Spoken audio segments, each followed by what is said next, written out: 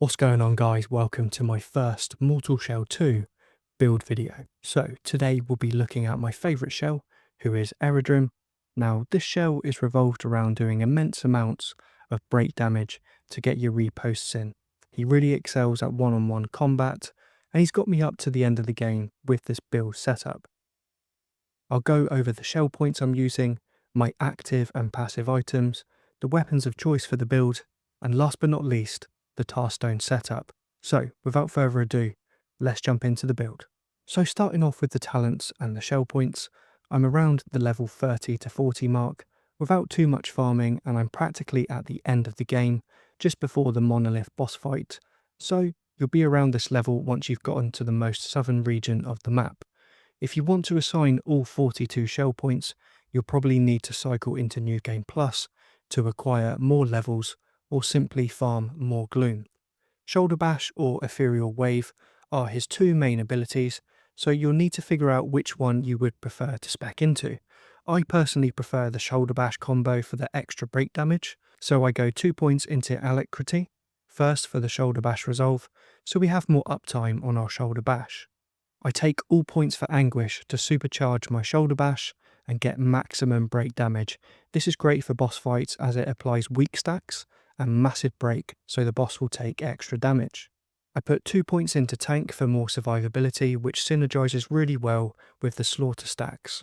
Oppression is another talent I also max out, as this will help with extra break damage, and it turns Eredrim into an absolute unit.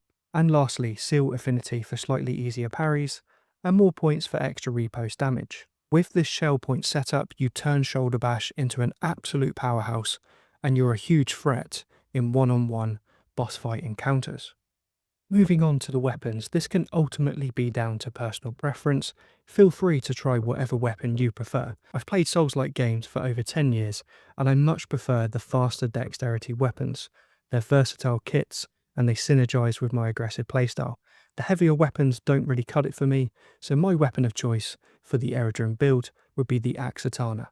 Fast combos and decent damage once maxed out is my go-to. However, the Great Martyr's Blade is a go-to weapon if you like the heavier playstyle. This synergizes really well with Eredrim's Apathy talent, which gives you 200% damage to frosted enemies, and this is the only weapon that can imbue frost. When we look at our sidearms, my personal favourite is the Caged Hystrix. For status build-up, also the Unforgotten Crossbow is a great choice for poison build-up. Again, this is my personal preference in this Eredrim build. We're focusing on break damage, weapon synergy and shoulder bash combos, so personally pick whichever sidearm you prefer.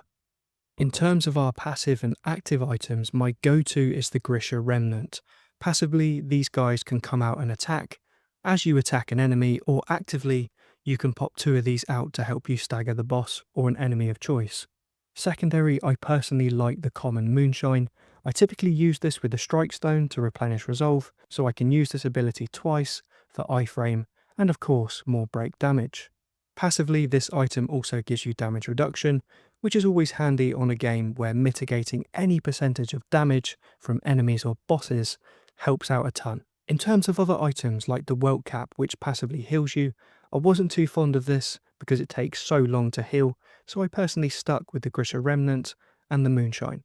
Of course, with specific boss encounters, pick up passive items that may offer burn resistance, ice resistance, blood curse resistance, lightning resistance, if you're having a tough time against that specific boss who uses any type of element. And last but not least, this is where our build is created, and what makes up the icing on the cake of the build is our tarstone selection. So moving to the support tarstones, I have 4 main stones here, which are great for Eredrim and a melee focused build. This is being the Auspicious for critical hit chance, Headman's for critical hit damage, Berserkers for increased damage at low health, Retribution for increased riposte damage. Gloombound and Justicator Stone are also really good for farming gloom and coin if you need extra materials, so make sure to put these on when you're exploring the map. For my sidearm, I've opted for Poison Build-Up and Splitting Stone for extra projectiles. Personally, this build doesn't use ranged weapons too much, however, you can opt for Blood Curse elements and whatnot for status build-up. If you choose to incorporate a sidearm more, for me, I enjoy the Poison Build-Up on my sidearm.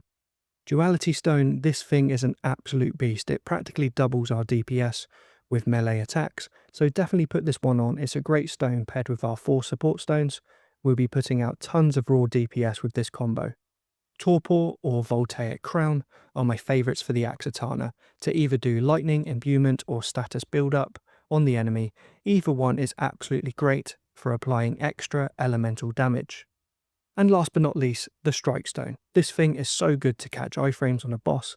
You can practically dodge a boss's attack when you activate the Strike Stone to spin your weapon around and then jump into the air and do a slam dunk. Ultimately, this thing gives you great break damage and decent raw damage too. It's almost like having super armor, so certainly pick this stone up, guys. It's a great tool to catch iframes and apply more break damage to the boss. So everybody, that was short and sweet, and I hope you've enjoyed my Eredrim breaking build. If you enjoyed the video, of course, smashing the like button would be greatly appreciated. And if you enjoyed the content, make sure to subscribe to the channel for more Mortal Shell 2 guides and builds. Also, if you'd like a build, make sure to drop a comment in the comment section down below. I'd be more than happy to make another one in the near future. Thanks everyone for watching, and again, I'll catch you on the next one. Take care, and bye for now.